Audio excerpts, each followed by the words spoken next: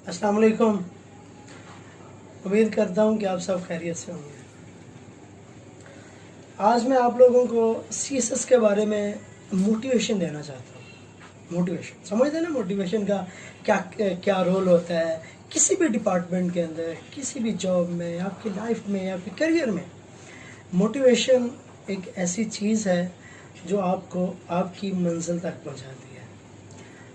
आपने सीएसएस के अलावा और भी लाइफ के अंदर बहुत सी सक्सेस स्टोरीज भी सुनी होंगी और ऐसी स्टोरीज भी सुनी होंगी कि भाई जो बंदा स्ट्रगल करता रहता है लेकिन वो अपनी मंजिल तक नहीं पहुंचता।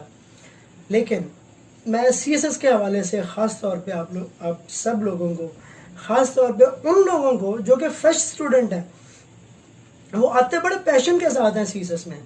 सीएसएस की तैयारी जो है ना बड़े पैशन के साथ करना स्टार्ट करते हैं, लेकिन जब वो इसकी हर्डल्स को देखते हैं, जब एग्ज़ाम पॉइंट ऑफ व्यू से तैयारी नहीं कर पाते, जब वो बाहर से किसी और से सुनते हैं कि भाई बड़ा मुश्किल है सीएसएस, तो वो डीमोटिवेट हो जाते हैं। जब वो डीमोटिवेट हो जाते हैं ना, तो वो अपनी मंजिल तक नहीं पहुंच पाते।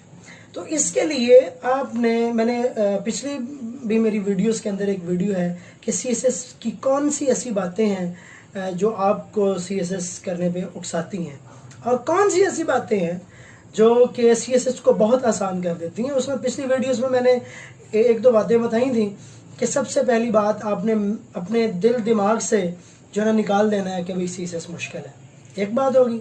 दूसरी बात कि आपने अपने पोटेंशियल के साथ तैयारी करनी है। आपने किसी और के पोटेंशियल को सजेस्ट नहीं करना, उसको रिकमेंड नहीं करना, उसको आप कह लो कि एनालाइज करके ख़ुद में इम्प्लीमेंट करने की कोशिश नहीं करनी।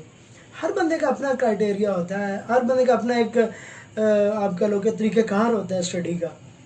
किसी और को देख के अपनी लाइन से आपने हटना नहीं है, ठीक हो की बात। तीसरी बात मैंने बताई थी कि ख़ुद पे आपको बिलीव होना चाहिए और अल्लाह पे बिलीव होना चाहिए। ये तीन बातें जब आप अपने माइंड में बिठा लेंगे ना, तो सीएसएस आपके लिए कोई मुश्किल नहीं है। आज मैं उसी में कुछ चीज़ें ऐड करना चाहता हूँ। सीएसएस के अंदर बहुत सारे स्टूडेंट्स जो फेल हो जाते हैं या डीमोटिवेट होके छोड़ जाते हैं इस फील्ड को, इस एग्ज़ाम को, उसके अंदर दो फैक्टर्स होते हैं। एक इंटरनल फैक्टर होता है और एक एक्सटर्नल फैक्टर होता है। पहले मैं आपको एक्सटर्नल फैक्टर बताता हूँ। मेरा कोई क्लास फेलो हो, मैंने देखा होगा यार उसने 2 साल स्टडी की है सीएसएस की, 2.5 साल की है। मेरे एफएससी में मार्क्स थे 600, फर्ज किया उसके थे 900, वो सीएसएस जो है ना पास नहीं कर सका। तो मैं यही एज्यूम करूँगा कि यार जब वो पास नहीं कर सका तो मैं कैसे करूँगा, वो तो मुझसे अच्छा स्टूडेंट था, ठीक होगी बात। ये है एक्सटर्नल फैक्टर जो आप लोगों से सुनते हैं। लोग आपको बताते हैं कि यार सीएसएस मुश्किल है, छोड़ दें इसको, इसमें 20-20 घंटे पढ़ना पड़ता है, इसमें लोग 10-10 साल पढ़ते हैं, 8-8 साल पढ़ते हैं। भाई पढ़ते होंगे यार, इसमें क्या है, पढ़ना भी चाहिए। आप सीएसएस करने जा रहे हो, कोई मजाक थोड़ी ना है। लेकिन इन फैक्टर्स को देख के आपने अपनी मंजिल का रास्ता नहीं छोड़ना, ये मैं आपको बता दूँ। सीएसएस इंतहाई आसान हो जाता है आप सब लोगों के लिए, हर उस शख्स के लिए जो ये सोच लेता है कि सीएसएस आसान है, जो ये सोच लेता है कि सीएसएस मुश्किल है, उसके लिए मुश्किल ही मुश्किल है। ये तो थे एक्सटर्नल फैक्टर कि लोग आपको डराते हैं कि भाई इतना मुश्किल है, इतना पढ़ना पड़ता है, इतना ये है, इतनी मेहनत है, इंग्लिश आपकी बहुत भाई होनी चाहिए, लेकिन इतना भी नहीं है कि लोग जितनी बातें करते हैं। एक हवा बना हुआ है सीएसएस का, एक हवा है कि भाई बहुत मुश्किल है। मुश्किल है लेकिन उस लेवल का मुश्किल नहीं है जितना कि लोगों ने बनाया हुआ है। ये तो थे एक्सटर्नल फैक्टर्स, ठीक होगी बात। जो इंटरनल फैक्टर्स हैं, इंटरनल फैक्टर्स, इसके अंदर सबसे पहली बात मैंने अभी आपको बताई कि आप क्या कहते हैं कि भाई मेरी एबिलिटीज़ नहीं है। तो भाई जो लोगों ने पास किया है, जो लोग टॉप करते हैं, क्या उसकी एबिलिटीज़ और आपकी एबिलिटीज़ में कोई फ़र्क है? उसको भी तो अल्लाह ने वही वाली एबिलिटीज़ दी है ना जो आपको दी हैं। तो वो कर सकते हैं तो आप क्यों नहीं कर सकते? आप कर सकते हैं। आप अपनी एबिलिटीज़ को सर्च करें, आप अपनी एबिलिटीज़ की क्वालिटीज़ को जानें कि भाई मुझ में अल्लाह ताला ने ये सलाहियतें रखी हैं, तो मैं इनको यूटिलाइज़ कैसे करूं। जब आप उनको यूटिलाइज़ करना स्टार्ट कर देते हो तो अल्लाह खुद ब खुद आपकी हेल्प करना शुरू कर देता है, ठीक हो की बात। आप अपनी एबिलिटीज़ को चेक करें, एबिलिटीज़ पे आप करो तो बिलीव रखें, स्ट्रॉन्ग बिलीफ, आपका ईमान होना चाहिए, आपका ईमान होना चाहिए, आपका बिलीव होना चाहिए कि मैं पास कर सकता हूँ। Yes yes I can do CSS, I can pass CSS। ठीक होगी बात। और अगली बात, आपकी मेंटेलिटी जो है, मेंटेलिटी कभी डेविएट नहीं होनी चाहिए। अगर आपने CSS करना है तो बस उसी रास्ते में चलते रहें। अगर बीच में कोई हिचकोले खा के आपकी कश्ती डोल भी जाती है तो उसको आप कह लो कि मंजिल के जो रास्ता है ना उस तक आपने जो है उस पर चलाते रहना है। डोलना एक अलग बात है, ऊंच नीच आती है वो एक अलग इशू है, लेकिन मंजिल के रास्ते से हटना नहीं है आपने। मेंटेलिटी आपकी उसके अकॉर्डिंगली होनी चाहिए। उसके बाद क्या है, लोग हार्ड वर्क करते हैं। मैंने अभी बताया ना कि लोग आपको डरा देते हैं, यार इसके अंदर तो 20 घंटे पढ़ना है। आपने भी अक्सर सुना होगा, मेरे साथ भी 2-3 बातें ऐसी पेश आई जब मैंने जो ना तैयारी अभी स्टार्ट नहीं की थी CSS की। एक दो लोग मुझे मिले, वो कहते जी वो जो फलां बंदा है ना उसने CSS पास किया लेकिन वो पढ़ता बहुत था, उसने ख़ुद को 2 साल के लिए एक कमरे में बंद कर लिया। न्यूज़पेपर जो है ना अगर वो रीड करता था तो उसके क्या कहते हैं कि ये जो दरवाज़ा होता है उसके नीचे से घुसेड़ देना, उनके पेरेंट्स ने न्यूज़पेपर, खाने की ट्रे बाहर रख देनी, नॉक कर देना भी खाना आ गया है। और भाई ये क्या चीज़ें हैं ये? अगर यही सब कुछ CSS है तो फिर जो एक्चुअल CSS जो लोग पास करते हैं 3-4-5 महीने में पढ़ के, वो कैसे करते हैं? ये सारी की सारी चीज़ें आपने अपने माइंड से निकाल देनी है। CSS is the name of smart work, not hard work. ये मैं आपको बता दूं, ये आपकी सिलेक्शन का काम है, ये आपके लिए स्मार्ट वर्क है। हम कहते हैं यार वो बंदा बड़ा स्मार्ट है। स्मार्ट की डेफिनेशन क्या है कि वो हर काम को, हर किसी हर्डल को आप कह लो कि हैंडल कर लेता है। यही तो होता है स्मार्ट। समझ में आ रही मेरी बात की नहीं आ रही? CSS एक स्मार्ट वर्क का नाम है। आपने हार्ड वर्क की बजाय स्मार्ट वर्क करना है। उसके बाद CSS के लिए आपने अब खुद को कंसिस्टेंट रखना है।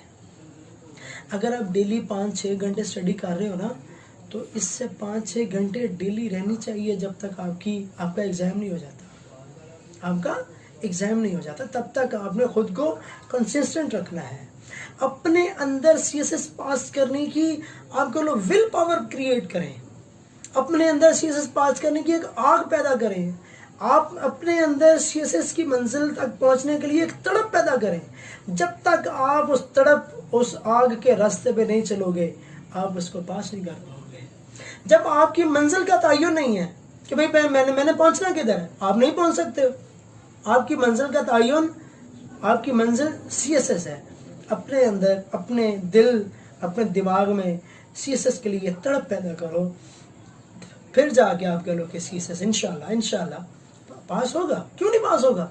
CSS की ऐसी की तैसी जो पास ना हो, लेकिन उसकी कुछ रिक्वायरमेंट्स हैं, उसकी कुछ कीमत है, वो आपको अदा करनी पड़ती है। रिक्वायरमेंट्स और कीमत आपको पता है, आपकी विल पावर, आपकी स्ट्रगल, आपकी मेहनत, ईच एंड एवरीथिंग। सबसे बड़ी बात आपका लक। जब मैंने 2015 में सबसे पहले CSS का एग्ज़ाम दिया तब मेरा ऑप्शनल सब्जेक्ट था अरेबिक। आप में से बहुत सारे स्टूडेंट्स जानते होंगे कि 2015 आखिरी आपका लो एग्ज़ाम था जो पीछे से सिलेबस चलता आ रहा था। 16 में सारा सिलेबस रिवाइज हो गया। 2015 का आप अरेबिक का पेपर उठा के देखें, उसके अंदर जितने भी क्वेश्चंस आए हैं सारे का सारा paper Arabic to Arabic solve करना था। Arabic was one of the most scoring subject at that time. ठीक होगी बात। बहुत सारे लोगों की थर्ड अटेम्प्ट थी और वो दे रहे थे एग्जाम अरेबिक के साथ। उनका यही माइंड था कि भैया अरेबिक हमें ज़्यादा जो ना मार्क्स देगी। लेकिन हुआ क्या, जब वो एग्जामिनेशन हॉल में गए उनको एक आपके सरप्राइज़ मिला, भाई paper Arabic to Arabic solve करना है। पहले पेपर जो है ना वो ये चूँकि ये लिटरेचर का पेपर है तो लिटरेचर इंग्लिश में ट्रांसलेट था, तो जस्ट 1-2 क्वेश्चन आते थे अरेबिक में, बाकी इंग्लिश में पेपर सॉल्व करना पड़ता था। लेकिन 2015 में क्या हुआ, सारे का सारा पेपर क्या कहते हैं अरेबिक में सॉल्व करना पड़ा। अब तब जिन लोगों की थर्ड अटेम्प्ट थी उनकी ये लक थी, उनकी समझो कि लक थी जो वो काम ना आई, वही लक बैड लक में कन्वर्ट हो गई, वो फेल हो गए। तो CSS के लिए आपकी लक बहुत जो है स्ट्रांग होनी चाहिए। अब देखें अभी मैंने तड़प की बात की, अभी मैंने बिलीव की बात की, अभी मैंने ईमान की बात की है, अभी मैंने स्ट्रॉन्ग बिलीव की बात की। गज़वा बदर के अंदर क्या हुआ था? क्या 313 लोग जो ना 1000 लोगों का मुकाबला कर सकते थे? कभी भी नहीं कर सकते थे। लेकिन उनके अंदर मोटिवेशन थी, उनके अंदर आप कह लो ईमान की कुव्वत थी, उनके अंदर ये आप कह लो बिलीव था कि हमने जीतना ही जीतना है, हमने इनसे काफरों से हार नहीं माननी। और वो नहीं माने हार, और अल्लाह ने भी उनकी मदद की। जब आप खुद ही पीछे हट जाते हो तो अल्लाह भी पीछे हट जाता है, अल्लाह भी आपकी मदद नहीं करता। ठीक होगी बात? तो ये सारी की सारी चीज़ें जो हैं आपको CSS के लिए बहुत इंपॉर्टेंट है, अपने माइंड में रखने के लिए।